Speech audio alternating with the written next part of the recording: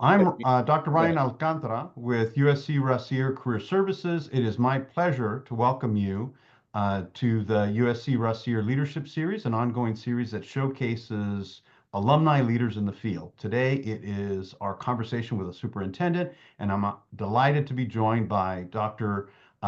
Steve McLaughlin, Superintendent of Fullerton Joint Union High School District. And with me today is Isabel Wright, the other half of our Rossier Career Services team, who will be helping me manage the chat and QA portions of the program. Welcome, everyone. I'm Isabel Wright, Career Services Specialist here at Rossier Career Services. Just a quick reminder, please turn on your cameras if you are in a space to do so, particularly when we move into the QR portion of the program. It would be great to be able to see all of you. Feel free to add questions in the chat or raise your hands. Thank you, Isabel. So I'll start with a bit of a bio. Steve has been serving as superintendent of Fullerton Joint Union High School District since July 2021, having served as an educator for over 20 years. During that time, his roles have included teaching history, PE, and AVID. It allows the Trump administration's deferred serving as a high school activities director and administrator, middle school principal, and director of secondary curriculum and instruction. Prior to becoming superintendent, he served as the assistant superintendent of educational services with Fountain Valley School District.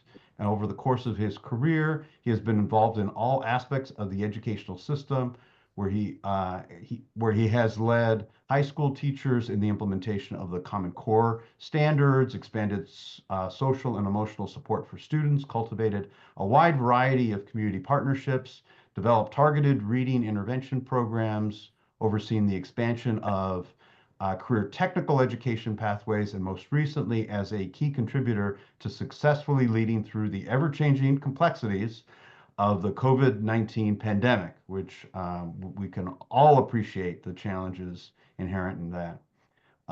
In their introduction of him, the Board of Trustees said that he stood out not only due to his vast experience, but also his ability to communicate effectively, build successful teams, connect with stakeholders, always with a focus on helping all students be successful. He earned his bachelor's degree from the University of San Diego, master's degree from Cal State University San Marcos, and doctorate from USC Rossier. I will also share that I'm particularly delighted to have you join us here today, since I have two sons who have benefited from your leadership, both at Fullerton Union High School. One graduated in 2023, and the other is a junior there. And I'll also mention that Fullerton Joint Union High School is hiring, and they'll be at our K-12 career fair, which is on Friday, February 28th. Steve, welcome, and thank you for joining us to share your story. Yeah, good afternoon, good evening, everyone. Thanks for being here. Appreciate you just spending some time and really the opportunity to share my story, talk about my time at USC, and then to plug in that if any of you want a job and we have a spot. But I've noticed some faces on here that already have jobs and some friends. So it's great to see you. For those who haven't met me, I think we start the story with the idea that in my mind, I really never should have been here. Right. I started my journey into this field mostly because of, as I grew up, none of my parents graduated from high school. None of my siblings graduated from high school. And so school for me was a really inspiring place, really in a sense to keep me safe. People cared about me. We got free food. I got to play games, and life was really stable in my school environment. So I love going to school. And so I tell the story that as I grew up, I was sitting in class, I think I was 15 years old, and I had this premonition, and I really remember it because I wrote it down. Two things happened. One, I said, I want to change the world. I really want to do something big. I've seen enough of the tumult that happens in families and life, so I wanted to do something to change the world. And so I had really two options in my head. One, I was going to be a teacher, or two, I was going to be president of the United States. That was the only two options I had in my head at the time when I was 15. I knew enough. I liked history. I read the newspaper. I loved politics, at that time. And I realized that in order to become president, I really would have to sacrifice and sell my soul. And even at 15, I wasn't willing to do that. So the next step I did is I decided I'm going to go into education.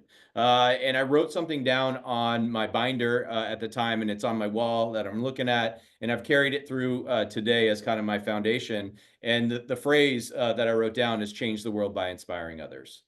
Right. And so that is my ethos. That's what I drive through. That keeps me grounded. And that took me into education. And truth be told, I entered education as a teacher. I wanted to go back to the high school that I graduated from, which was Torrey Pines High School down in San Diego.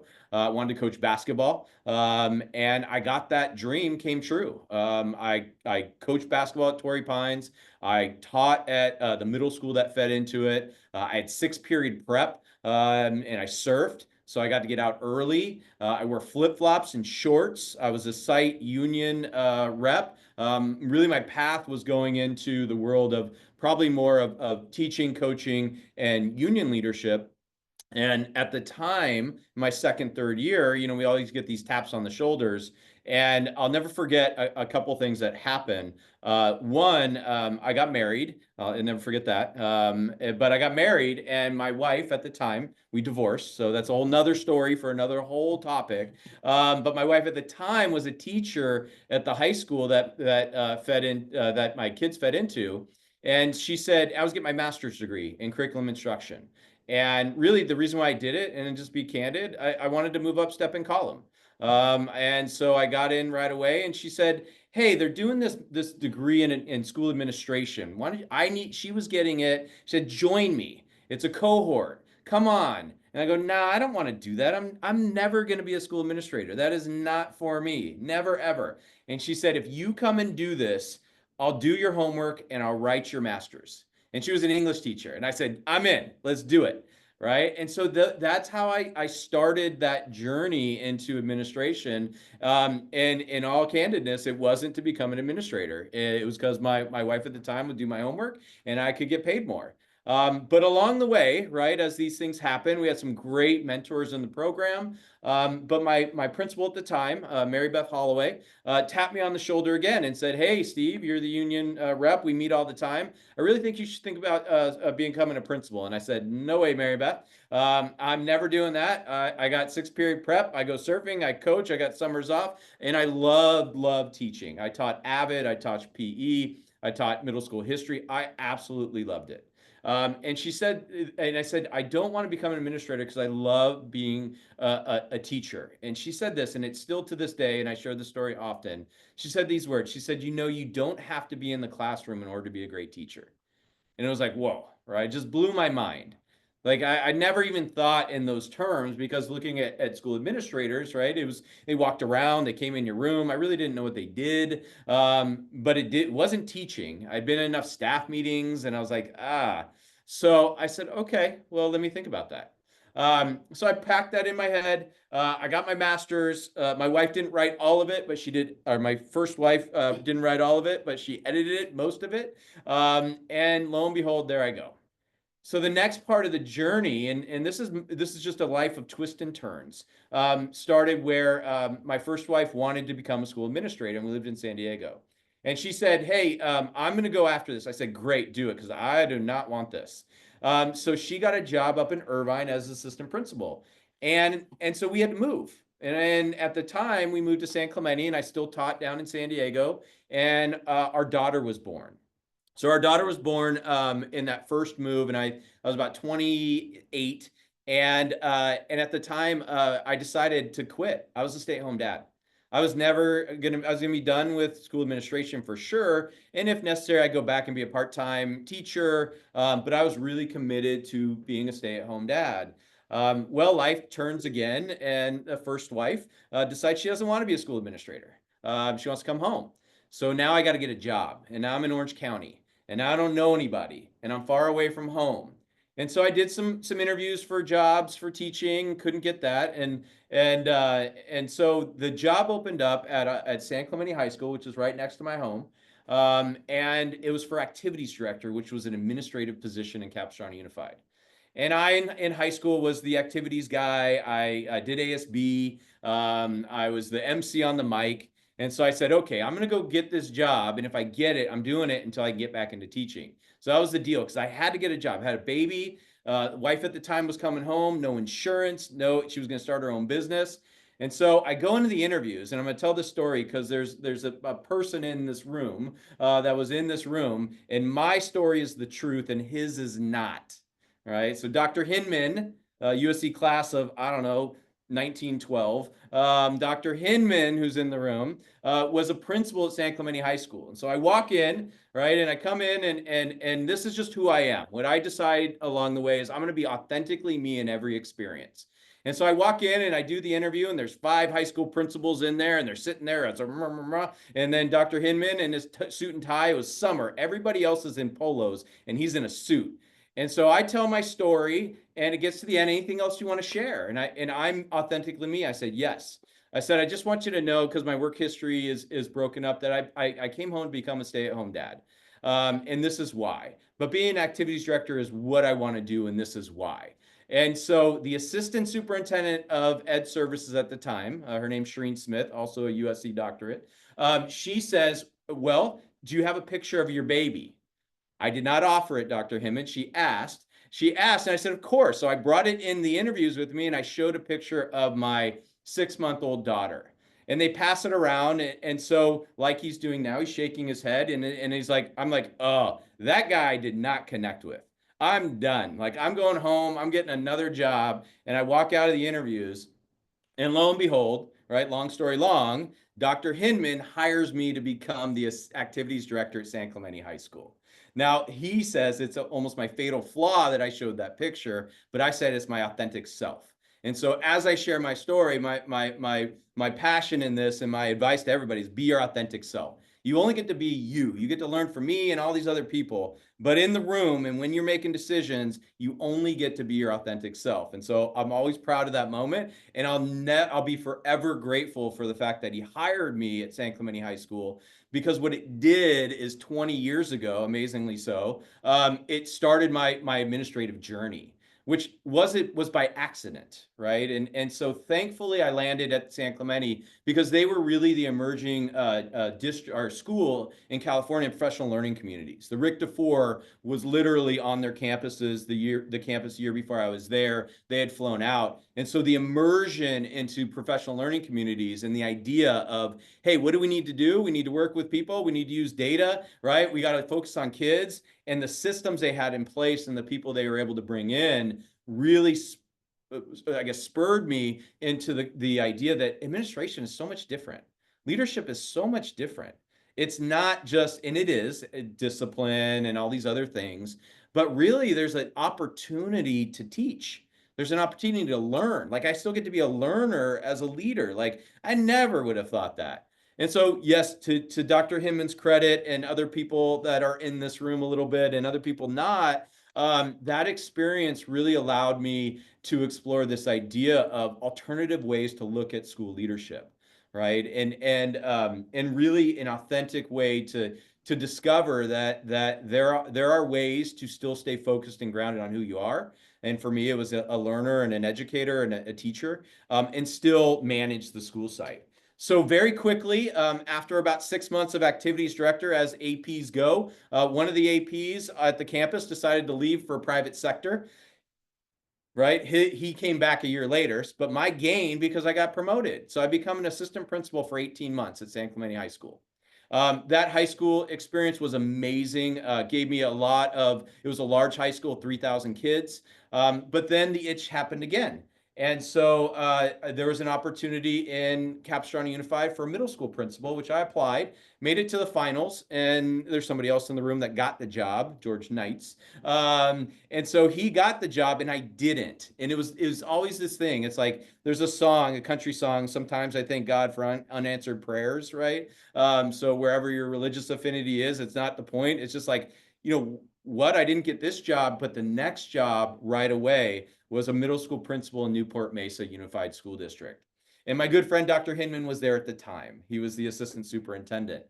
So I got to go to Newport Mesa after a year and a half of being an assistant principal. And at an early age of 31 was a principal of a middle school, right? What do I know? Right. I have 6 months as activities director. I got 18 months as high school AP, really didn't sit in all the seats, didn't learn all the stuff. And now I'm in charge of a 1,200 student, 7th and 8th grade on Newport Harbor with a very diverse community. Go for it. Right. And so what a gift it was to go back to the middle school, which is where I started. Loved the middle school experience, brought in the PLC ideologies, but really a lot of challenges happened there too. A lot of I learned through my administrative career a lot of sayings, and I had a great HR mentor who pulled me in one day, and it wasn't about this. And he goes, "Hey, principal, here's a fog for you." Right. And he uses a different F word, but because we're a mixed company, I'm going to say it's a fun opportunity for growth. So as an administrator, we get a lot of fogs. We get a lot of fun opportunities to grow. And as a middle school principal at Ensign, my growth opportunity was both in leading a staff in PLC cultures, working with communities, but also immersing into the labor management relationship. Right. And learning how to work with labor partners who weren't perfectly aligned, and they're never going to be. Understanding the contract and the importance and power of that, bringing people along, making sure that we communicate well and effectively. And so through that experience, after 4 years of effectively building teams and seeing student outcomes raised at some of the highest levels, I was then appointed to the director of secondary schools in Newport Mesa.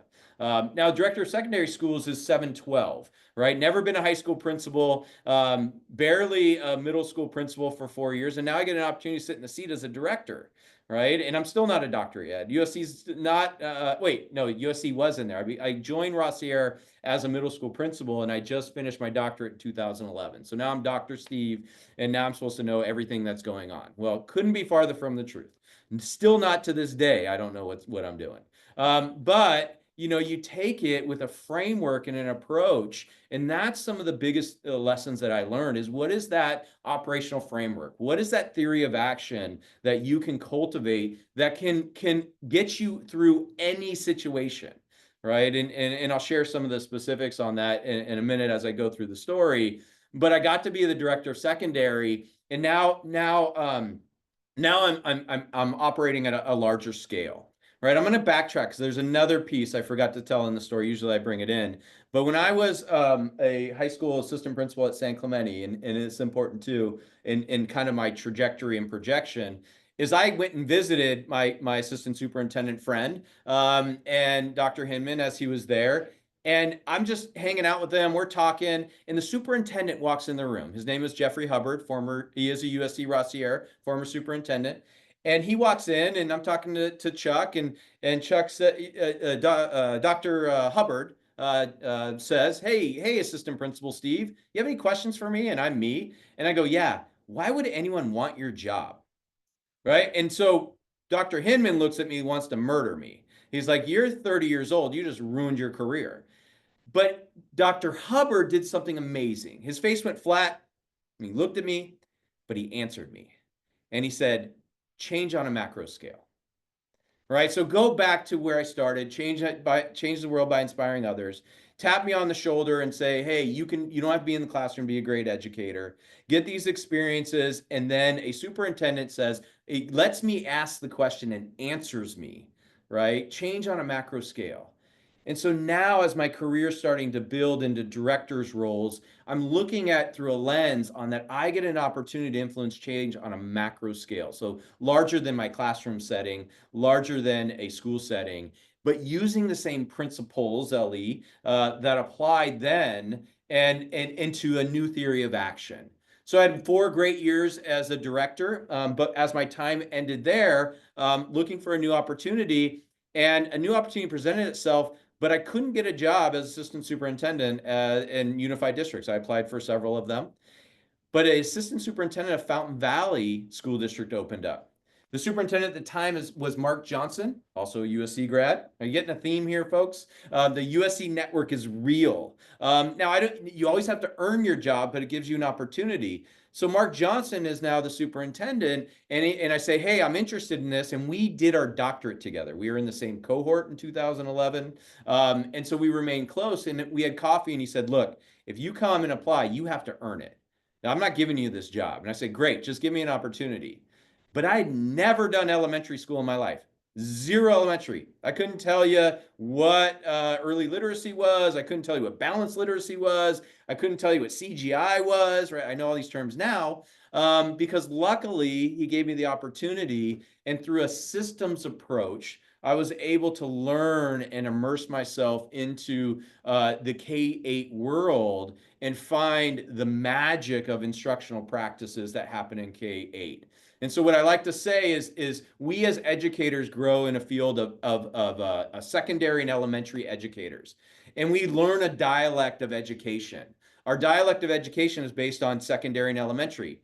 Now, if you speak Spanish at all, and I'm terrible at Spanish, but I have enough to travel the world in, and I learned it in school and traveling. But you know that there is a dialect of Spanish from Spain, and especially if you get in Castilian Spanish, there's a dialect of Castilian Spanish. If you go to Mexico, there's a dialect of Mexican Spanish, right? Those are Spanish, but they're different dialects and they don't always connect, right? To me, that's the equivalent of a secondary mindset and an elementary mindset. We were birthed into this dialect of education, but our dialects don't connect. And so what I learned through that K-8 experience is how to bridge that dialect, right? How to be a transfer of communication, of terminology, and just through immersion, understanding that systems can be built, whether it's secondary or elementary, to get optimal outcomes, but how do we bring those together? Right. So it was this beautiful moment of like, I don't even know what I'm doing. I mean, I've walked into AP English teachers and physics teachers and on, and they will tear me apart. Take on a group of kindergarten teachers, right? Holy moly, passion, fire, research. They're amazing, right? So I had to dive into that one and take that experience, right? And that led through the COVID worlds and the unpredictability of that.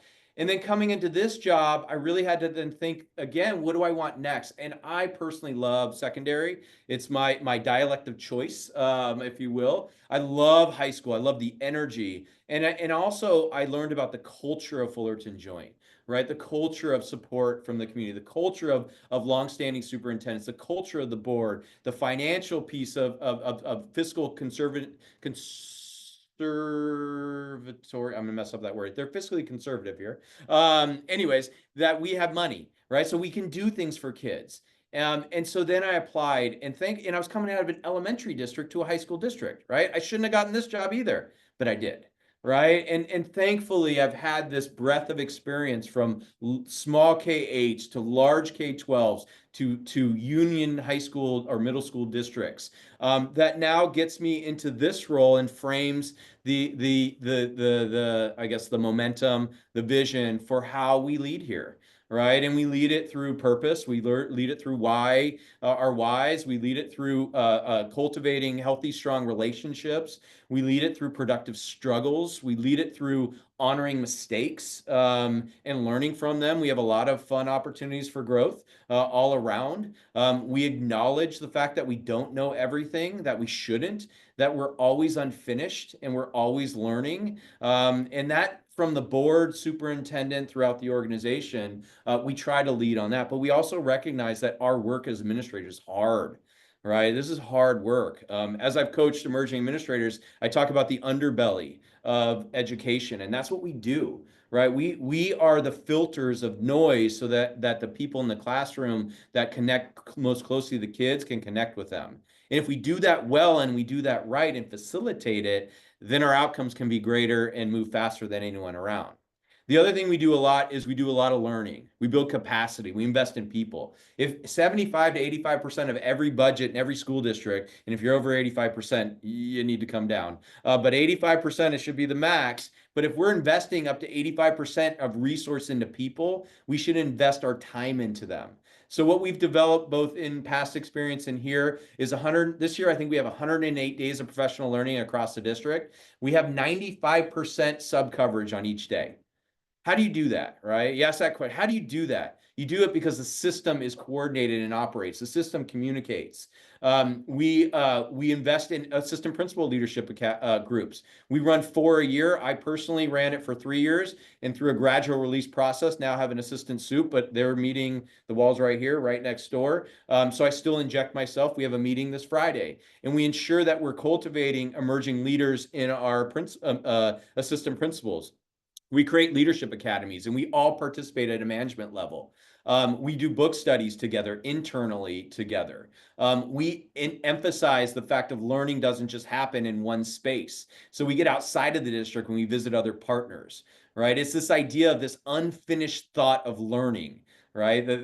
I forget, I got to get the proverb or the something that I read somewhere, but the idea is that in US society and culture, we say, I learned it, therefore it's kind of like I'm done. I've learned it. I'm a doctor, I'm done, right? I don't need to learn anything more. But we know, especially in our field, that we're always learning. And so if we cultivate that mindset of unfinished learning, then it's amazing what can happen, right? And if you cultivate a mindset of healthy cultures with responsive feedback, right, then it's amazing how much we can grow, even though sometimes it hurts to grow, that we know we're supported in that moment. And so that's a lot of what we're doing here, right, in a very broad, holistic way. That's most of my journey along the way, and not just as a resume, but trying to give some food for thoughts. What did Rossier School do for me in my doctorate study? I share it this way with people who are considering. What I say is it changed my brain. Right. And how many times you get to say that, like, something changed my brain, and you kind of cognitively go through that. It's real meta, but in real time, your brain's changing, you come out of it and you're a different person. I don't see education the same after that experience because of my experience with my cohort members, the research we did, the study we did. I still connect back in through the USC network, whether it's through colleagues or through the Dean Superintendent Advisory Group, wherever that is. I'm constantly reconnecting through that network, but it changed my brain. Now, it hurt my pocketbook and I'm still paying for it, but it's worth it. Because it got me the next job, right, and the next job, and so eventually those student loans get paid off. But it was so worth it, and I feel so grateful and honored to be just in this conversation, and humbled because I see some friends in here, because they were a part of that journey, right? And so we don't get there alone. And there are hard times, and this is some of the work is just yucky. On Friday, we had protests in front of one of our high schools, and we had 8 news vans roll out. What do? Right? You got to have a theory of action. You got to have a framework. You have to have some way in which you can literally tackle anything. And then here's where I'll stop, and I'll ask you a question. I don't need you to answer. It's my new favorite question. I'm asking everybody. And then wherever we want to go from here, I'm wide open. Is there anything you think you can't learn? Right? It's really, the words are important, and the cadence is important, sequence is important. Right? I've asked this to a lot of people in the last 2 months. It's my new favorite question, because it goes all kinds of ways. Is there anything you think you can't learn? And it really fundamentally gets into a mindset, right? Giving time as a variable, unlimited time, absolutely. Resource, right? You got to take those, right? Physicality, you got to. So if we get in this conversation, is there anything you think you can't learn? And I'll say, there's nothing I think I can't learn. Now, I might not be great at, I'm not the best Spanish speaker. I'm not the best surfer. I'm not the best basketball player. I'm not the best cook, right? I wasn't the best reading intervention teacher, but I learned how to be a reading intervention teacher because that's what it called for. I learned how to be a better communicator. I learned how to be more understanding. I learned how to be more empathetic. So that's a mindset that we try to cultivate, at least in the people that I get to hang out with. And for some people, that's a hard question because it's a limiting factor. Well, yeah, I know, yeah, because I'm never going to be great at it. That's not the question. Well, I don't have enough time. That's not the question. Well, I have the money. That's not the question. Is there anything you think you can't learn? I'll leave it there. That's great. Thank you so much, Steve. Appreciate you sharing your journey. We'll open it up for questions. Feel free to raise your hand or throw questions in the chat. I've got a few to get us started, but I'll just a few things that resonated. Several things I'll say. You don't need to be in the classroom to be a great teacher. Um, Tapping you on your shoulder and that of just being out there, and I think that's a continual process, right? We do that for students. At some point, we're doing that for staff, but just that responsibility of succession and prepping the next generation. The Trojan Network, of course, theory of action, um, administration being change at the macro level, and that notion of continuous learning. But a big thing I picked up, and this is sometimes we talk about the career journey as a career path. And I think that's a real misnomer because folks are thinking, what do I need to do next to get there? And sometimes that lacks the vision that we can come through this a number of different ways. And it's, what do you want to learn? What do you want to be? There's often a time and ability. I mean, you're responding to life's twists and turns, and so there's not always that one clear vision of this is what I need to do next. But it's an appreciation of that journey of life. So thank you so much for sharing that with us. So let me start with what suggestions do you have for teachers who are thinking about that move to administration, or maybe early in the pondering of it? When do you know that you're ready? Yeah, it was great. I was going to answer it before you even said the last part. You're never ready. You're never ready. There is no ready factor. You're ready when you think when you're ready to apply. There isn't enough experience that you can get. And I had the assistant principal planning meeting right before this, and I said, "Hey, I'm going in this. Tell me what I should tell people this question." And they all three basically answered that. One, cultivate a very strong community of support right along the way. That you're always learning, right? So that it's such a broad swath. So as long as you're a learner, that then you're ready.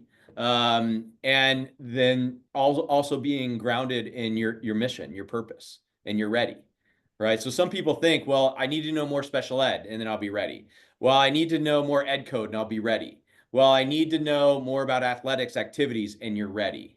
Right. So the readiness factor is really an internal question of readiness, and whether you're ready to take on the responsibility of school leadership, and whether you're ready to and open to the vastness of experiences that you're about to tackle, and whether you're ready to understand how that connection directly impacts student outcomes. To me, those are the readiness factors of it, of getting into school administration. I will add these layers to entering school administration. Readiness is one thing, but also finding a good fit into who you are with that organization is also another layer. So you can feel really ready. I'm ready to go, but also understanding the organization and how they cultivate leaders, how they support leaders. What is the historical structure of assistant principals, right? In Fullerton Joint Union High School District, we have 4 assistant principals at every high school. Your 2,600 or your 1,600, there are 4 assistant principals because they have dedicated leadership roles. Where in other districts, they do it proportionally and they do it based on a ratio, and that 1,600 site might get 2 assistant principals and that 2,600 site might get 5, right? That's just a different model. I know them all. But in our district, we also see that leadership needs to be cultivated at all levels, at all sites in those specific areas. So we fund it that way, right? We also look at, do those assistant principals become principals? Right? In our district, right, many of them have come through our district and become principals either here or other places, right? So if that is a goal orientation, then look at that. But there is not a checklist, in my opinion, to say you do all these things and you're ready to be a principal. Would I go back and say, if you think all these things or you're open to all these things, then you're ready to go into school administration, right? But the other part of readiness, one more aspect is that life balance too. making sure that you've lined up your partnerships, whether it's your family, whether it's your partners, whether it's your friends, because there is a commitment, especially at the high school level, right? The hours can be long. And so looking at all of that, as opposed to a skill set, right? Those skill sets are cultivated along the way. When I became principal, I got a desk, I got a computer, and I got empty files, and I got keys, right? Thankfully, when I became assistant principal, they left me some files. But it's not like you get training once you get here. You have to be willing and open to seek that out. Great. Appreciate that. And you talked a little bit about this, but if you have anything more to add, how did you make that decision and what went into your calculus, both in deciding you were ready, but also deciding, which opportunities resonated most with you? Yeah, I'll go back and say, like, I didn't want to be. It was forced, right? It was like I fell backwards into it. It was the only job I could get, kind of thing. And I needed it, and the timing worked out. But in order to get prepared for it, here's what I did. And this is just who I've been and who I am, is in trying to figure out where to find the job. One of the most, for me, interesting things are board agendas. There's a lot that you can read through board agendas. And so as I prepared to go in to apply for San Clemente High School Activities Director, how I knew there was going to be a job there was it showed me before it posted. So what I found out before they posted the job as activities director, the board agenda in Capistrano Unified said that the activities director the month before was appointed as a middle school assistant principal in Capistrano Unified. So I knew to watch for the posting of activities director. I didn't, and at the time they posted it, there were 4 positions. I didn't know that. But then I started gearing up my interview and my preparation for San Clemente High School.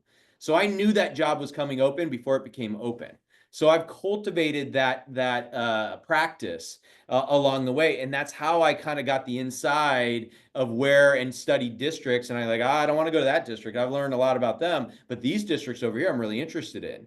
And so I watched them, and I watched Fullerton join. I watched Newport Mesa. I watched Fountain Valley, and so that experience prepared me to figure out who was going to open, and when they did, how to cultivate my expression to them. One, because I knew I wanted to connect with them because I felt aligned to them, but I also can connect personally with who they are, right? So that's really the other part of the story is one, it was by accident, but when I knew I had to get the job, I did the work and I did the homework before the job was even open. Yep. Great. And what surprised you most about that move to administration? So I go back to the idea of underbelly, right? So right away in my first 2 weeks as a high school assistant principal, a young lady came up to me and said, my friend, this is back in 2015, so before really smartphones, but camera phones, thinks having an inappropriate relationship with somebody online. And so I think it was actually my first week, like my 3rd day. And so right away got the SRO in, got the young lady in, and because she trusted me, I had to be there for 2 full days. We set up a sting operation for the man who was online. He was a 55-year-old man from Costa Mesa who was setting up to come and meet this 14-year-old foster youth living on Camp Pendleton base, right? First week, right? Didn't even get a slow start into it, and it just blew my mind. Right. And so when I got into the job, what it says to me is that, one, stay connected with kids, but the job is protecting kids on many levels. The job is ensuring that their safety is secure. And then it broadened out to, oh, wow, there's big systems. And now there's other ways that in this case, school resource officers connected. And then I started to get into the instructional side, right, and working with teachers. And I taught middle school history. How do I go talk to an AP US history teacher or an AP Calc teacher? Well, we first start as humans. Let's tell our story. Let's talk to each other. Let's build from there, and then help me understand who you are and what you're trying to cultivate. And then let me help you understand how I can help you get there. Right? I don't need to know calculus to talk on how to coach somebody on classroom management, high student engagement. So those were all the things going into school administration. Is one, we got to protect the underbelly, which is all those things that keep the noise away from impacting instruction. But then we got to carve out time to go and really focus on instruction with our colleagues. Great, great. So I'll remind folks, if you have questions, feel free to raise your hands. But tell us about working with your board, and what are been some of the challenges? How have you navigated those? Um, Yeah, it's in part of the research coming in Fullerton Joint is knowing that they had a long history of very stable boards. Not that they've been the same. So I have a board member in Fountain Valley who's been on the board for 40 years, and I have a board member who's just hit her second term in 6 years. So when I came in, I had the thing's telling me to slow down. Is that me? Okay. no, I think you're I do fine. talk fast. I get really excited. So I'm sorry, AI note taker, if I go too fast. So my board, 40 years to somebody who literally was on the board for 6 months, and a very diverse board, diverse opinions, culturally, racially, age. And so what I learned through the USC program, I'll never forget, and the superintendent last cohort with Dr. Castrita had to give a presentation, how do you work with boards? And my presentation, because everybody's like, it's impossible, it's super hard, and you're constantly this, and you're chasing that, and so my presentation was Mission Possible. Right? I use Mission Impossible theme, but I did Mission Possible because it comes down to relationships. It's about time. Everything you're going to hear me come back to is about relationships. And so really carving out times and needs, meeting the needs by carving out time, but also going back to the instructional mindset. So what we do in this district and working with this board is we take them through just like a learning phase, a refinement phase, and an activation phase. Right? So as a board who are lay people and aren't always in this business, they need time to learn. And this is a broad framework for anything. How often do we in education just go? Right? We don't spend time learning. We're like, hey, I read that study, go. Right? Or I read that study, let me talk to somebody, go. What we talk about is, what does that learning moment look like? What is the duration? It could be 3 minutes, it could be 3 years, but let's make sure we learn. Let's use research, let's use data, let's use input from our people. So we do that with the board as well. And then we give them space to back out and think, right? If you get into the cognitive theories of how people learn and process, you can't learn and make decisions in real time right away, especially if it's new knowledge. You have to learn, you have to reflect, you have to talk with somebody, you got to apply it, and then you can really act on it. And so depending on how long that phase goes, it could be 3 minutes or 3 years, we have a refinement phase. Right? We're open and candid in the fact that we're learning and refining, and that allows us to be vulnerable and make mistakes. Our board is there too, but we have to build that. Just like any classroom, just like any environment, you have to build out those expectations, and they're on it, they're with me. And then finally, we activate. Activate is our go moment. And so that we just did that. We did it successfully with a bond that just passed. We do it in negotiations. We do it in anything that we as a board and a governance team want to work on as far as our procedures and protocols. We do it with our agenda items, right? I meet with the board the week before and some board members can be 15, 20 minutes. Some board members are 3-4 hours. That's my job, is to ensure they're properly informed to make effective decisions for this entire district. And so I lead them, teach them, facilitate that learning process prior to the board meeting. So when we go to the board meeting, it's reinforced by the presentations, the conversations. If they have any more clarity, they can ask it, but they can make the most effective decision. And that keeps the board in what we call the what. Like, their job is to do the what. Here's the what of the district. We want kids to learn. Okay, I get to do the how with the team. Right? So keeping them in the what and out of the business of like, okay, go get that reading program. Go get that social emotional program. Go get that robotics program. Now they have interests, but we always recalibrate in through this experience to say, okay, what do you want me to do? We want to expand our robotics program. All right, we got the how. And now let's take you through a learning, a refinement, and then let's activate in your board action. So it's a lot of time. Right, but that's what I signed up for, and that's where my bulk of my time should be, is facilitating that conversation as the assistant superintendents really activate that work with the team. And so now I'm the transference of information from the people who are doing the real work to the people who are going to make the decisions. Right, so that working with the board, it's in the slide, it's relationships. I mean, you could say it a million times, But what does it mean to cultivate a relationship?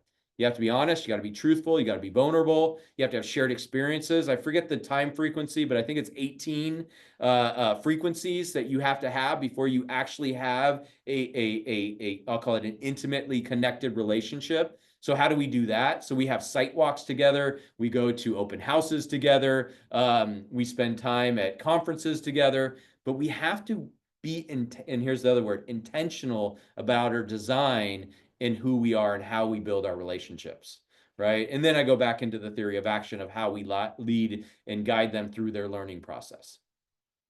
Great, thank you. And I see, Drew, you have a question? Welcome. Yes, thanks. You shared about the PD and the professional learning and the focus on that. My understanding that wasn't always part of the culture before you got there. Can you talk about how you implemented that as a new superintendent? Yeah, great question. And no, not to this level. So part of this is really building a team as well. And so I'll say this over and over, the intentional design of cultivating team members. And my first, as I come into any new system, I try to gather as much information. And so one of my new favorite phrases that I got when I came here or developed when I came here is because change is a hard word for people. Right? You come in new and it's like, you're going to change me. You're going to change this. We've been successful. Don't change anything. Right? And so I changed the word from change. I changed change to evolve. Right? We're going to evolve. Right? People feel comfortable with evolve. They don't like changing, but we like to evolve. All right, let's evolve. The other thing I started talking about early is that I inherited the history of the district.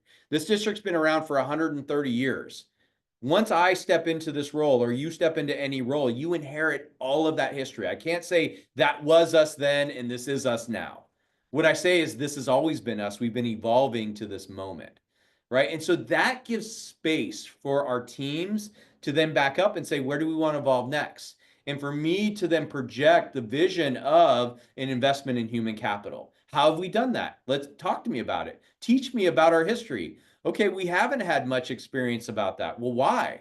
What has been the holdup? Well, money, okay, subs, working with our associations, buy-in from our teaching staff across the district, right? The disparity the differences between, I'll just say, a Troy High School and a Buena Park High School and the needs, right? How do we get them in when we have one of the top schools in the nation and one of the school with 90% students on free and reduced? Right? How do we have that conversation? So I learned, I spent time, again, relationships. So my theme in my first year was making meaningful connections. So I lead through themes and I live through themes. And so I built out that experience and in the first year learned, and we did little wins here and there. But then I challenged the ed services team because I'd done this in Fountain Valley and Newport Mesa. And I'm reticent to say, here's the plan, because I just don't want them to replicate, because it has to be designed for the place. It can't be designed for where it was. It's got to be for where it is. And I said, so how do we do this? And nobody knew. So I roll up my sleeves with them and I ask them questions. I facilitate the learning, right? I'm a math teacher and I know 2 + 2 = 4, but I have students that never experienced 2 and 2, right? So I can't just say, hey, 2 + 2 = 4 and expect them to know it. Everybody is learning. Even if you've been on your job for 10 years in this experience, it's a new opportunity for growth. And so I facilitated a learning experience for our assistant superintendent, our directors. The other impediment, Drew, in our district, to be quite honest, is we didn't have the internal structures. And this is the first time I've said structures and probably said system once, but I say that more than anything, system and structures. We didn't have the system or structures to support the learning. We had one assistant superintendent, we had a director of ed services, and we had a director of special ed. We had no coordinators to help support. We just merged with TOSAs. We didn't have a director of support services. We didn't have support staff to help coordinate and facilitate this. And so we had to diagnose the issues and say, all right, we got to build our capacity as leaders and learners, but we have to build the system and structure to handle it. And then we had to make sure we had enough subs. So we had to coordinate with HR, right? So then we start putting the pieces together. And through that experience, we were able to layer it in. And then we also had to work with our unions and associations, say, hey, you want this, right? And they go, yes. Okay, but we're going to make mistakes. Are you with us? right? And I spend at least once a month with both union presidents, at least once a month. I talk to them. If they call, I pick up their phone all the time. So, and we share experiences, but we had to get to a place, say, we're going to make mistakes. We're going to miss on the subs originally. The content's not going to be the best originally, but we're going to learn, right? And so then the ed services team goes, and the system now can harness the power of the totality of it, and we can have 108 days. And we didn't go 108. We went, I think, 30 to 7 or 45 or 50 to 75 to now we have 108. And next year, we slam it back down to 40 because the system can't sustain 108 days of learning because we need teachers in the classroom, right? So we build up their capacity, and now our TOSAs are going to deploy out to the field to support in the classroom work and less direct. And what did that do? We made meaningful connections across the district in the first year informally. The second year, it was together we are FJUHSD. So the first year we learned, the second year is together we are. That's when it started. And so you get in the room and you're like, I can't really talk to that teacher. They don't teach the way I do. And we work through that process, right? And we were candid and open about it. And so through that experience, we got to this. But if the subsystem breaks, forget it. If we don't have good trainers and teachers that understand learning progression, forget it. If the teachers don't find value in the room, forget it. If you don't feed them, forget it, right? We feed them breakfast and lunch at every time. Do that. It elevates the professionalism of the moment. We have tablecloths. So we have a theory of action on how we do professional learning. You walk in, there's a tablecloth at your learning station. You have a name card that greets you. We have warm cookie moments, right? Here's another learning opportunity. Warm cookie moments is this. So, now you get me going, Drew. I love this part. Warm cookie moments. When you're doing professional learning, remember, you never stop being a teacher. So if you've ever been in a professional learning series and you get to about 1:30, 2 o'clock, what starts to happen? We start to get tired. That food is just starting to settle in. And what do they usually save for the end of the day? The heaviest part, right? We do all the fun stuff in the beginning, we get wrapped up, and then we give them pasta or whatever. You go to lunch and they're like, now let's get really heavy. And everybody checks out. So we flip that model. We work on a different way of approach. But around 1:30, 2 o'clock, and we have them almost universally all the time, but I do it every leadership retreat at 1:30, 2 o'clock. Literally, we have schools first come in and bake cookies in the other room so that the smell wafts in the room. And what starts to happen at 1:30? People are smelling cookies. They start to wake up, right? And now they're listening again, right? And then we always have a break and a warm cookie moment to elevate them back up so that they can learn deeper for that last hour and a half. Right. So I'm giving you some strategies from a systems perspective, understanding the history, leading through themes, making sure it's all aligned. But you also have to have something that they want to come back for. And if they only want to come back so they get a breakfast burrito, a sandwich, and a warm cookie on the first time, great, I gotcha. Because the second, third time, we're going to make friends and you're going to build relationships and you're going to see the power of what we are learning and doing together and how it's going to make you feel better as a professional. Right? I'm not going to say make you a better teacher. You're going to learn how to activate at a higher level. Your kids are going to have more success. You're going to feel supported. You're going to understand how to read data. You're going to be more empowered as that teacher if you are only coming for the breakfast burrito, the sandwich, and the warm cookie, and you come back for it the second time. Great. Thank you so much. We probably have time for one more question. I'll put it out to the group if anybody's got a question that they want to ask. Otherwise, I've got one for you as well. How have you identified mentors throughout your career, and what role have they played? You know, it's something you mentioned, the tap on the shoulder, right? And I wrote something down here, and I'll go back to the idea that mentors come into your life, right, at these unpredictable moments, like I shared, and he's back on. So I'm so grateful, right? I love Dr. Hinman, love Chuck. I've known him for 20 years, great friend, but couldn't be more proud of the fact that he is a mentor to me. And I go back to the story. He didn't even want to pick me, and I didn't even want to work for him, right? It's really important because we didn't even see it, but be open to it, right? Be open to that experience because people are dropping knowledge on us all the time. And I currently in this position have those opportunities where people are saying, hey, what about this? And not just 'cause I'm a superintendent. Have you ever thought about that? Or, hey, or I ask questions a lot. I say, tell me about what you're doing. And then you build that connection with somebody who then either is a mentor for the moment or a mentor for a life, right? And so being open to that, right? That experience, the power of their story, right? I'm giving you a story and I'm going to say, don't live my story. Like it's been a wild ride, but I'd do it again, but nobody should do it. But the power of learning their story means, how do I make it my own? And so again, I'm just gonna, he's here and he's been so influential, but Dr. Hinman would say, Steve, don't learn from what I do right, learn from what I did wrong, right? See, Chuck, I was listening, right? All these years, right? And so all these things that you pick up from your mentors, you make them your own. To me, that's what mentorship is about. It's not going and saying, hey, they told me what to do and I did what you said, right? It's no, I heard what you said, I learned from it, I applied it to myself, and then the actions I took, and here's the success. What do you think? Right? What do you think the outcome's going to be? How do you think this is going to go? And many, many times my mentor said, you're never going to make it. I had this mentor one time said, Steve, you can never be a high school superintendent if you've never been a high school principal. I've never been a high school principal, and I'm a high school superintendent, right? So that alone, I'll never forget. And that was a great mentor of mine that inspired me in that moment, but it inspires me because you tell me I can't do something. Believe me, I'm going to do it. But mentors come in all phases, right? I currently, and I have some assistant principals from the district in here, so I'm glad to see Manny and Leticia here. But we started this thing called the Cabinet Connection, right? I'm so worried about us being a superintendent and not really knowing the real truth. Because who talks to a superintendent and really tells them the truth, right? Very few people.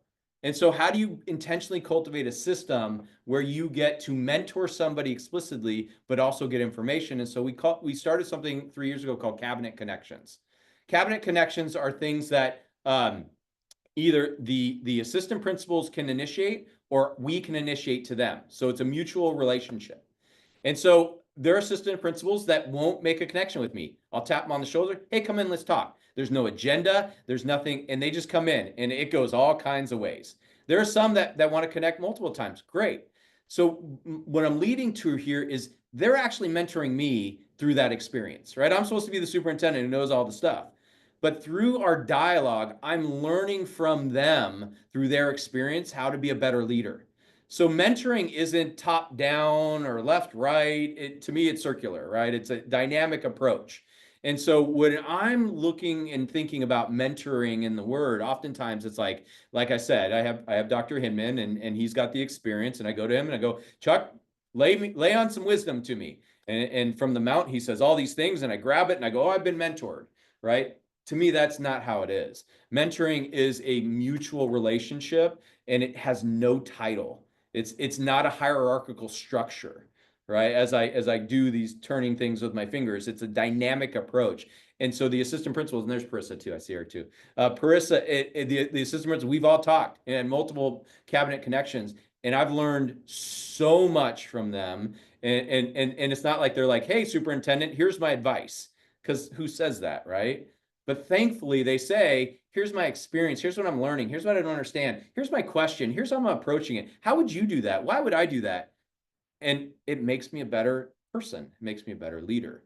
So that's what I would encourage people is one, you got to be open to it because it's falling all around us. Two, take it and make it your own, right? You can't replicate anyone else's experiences. And understand that mentoring isn't hierarchical. It's not top down. That it's really a much more dynamic approach. And mentoring it really what it's about is giving you advice to improve yourself, whether it's holistically or in a specific area. Wonderful. Steve, thank you so much for spending some time with us and sharing your knowledge and experience. I think it's been tremendously helpful. Any final words of wisdom that you want to share, particularly as folks contemplate that move to administration? Yeah, I guess I'll leave it here. It's amazing. It's really incredible the work we get to do as school leaders, right? Stepping outside the classroom is one of the hardest things I've ever done, but I did it to become a stay-at-home dad, right? Staying outside the classroom was even harder, right? So connecting back to what our purpose was in getting an education was to become a teacher, right? So stay true to that. But also understand that this is a very complex, dynamic, overwhelming, intimidating, I mean, go on and on and on and on and on and on and on experience. Love it for that, right? Embrace that, engage that, figure out a way in the best way possible to cultivate strong relationships and build effective, efficient systems to navigate through it. Because our work is about saving lives. Our work is about kids. And if you're not going to do it, who else will? Wonderful. Thank you. Thank you very much. And I'll just share from my perspective at Rossier Career Services, my message is don't forget career prep, and particularly the power of mentorship. It comes from a network and taking advantage of the Trojan network, managing those connections as you're exploring this. If you're working to make these decisions, don't do that in a vacuum. You have the Trojan family to connect with.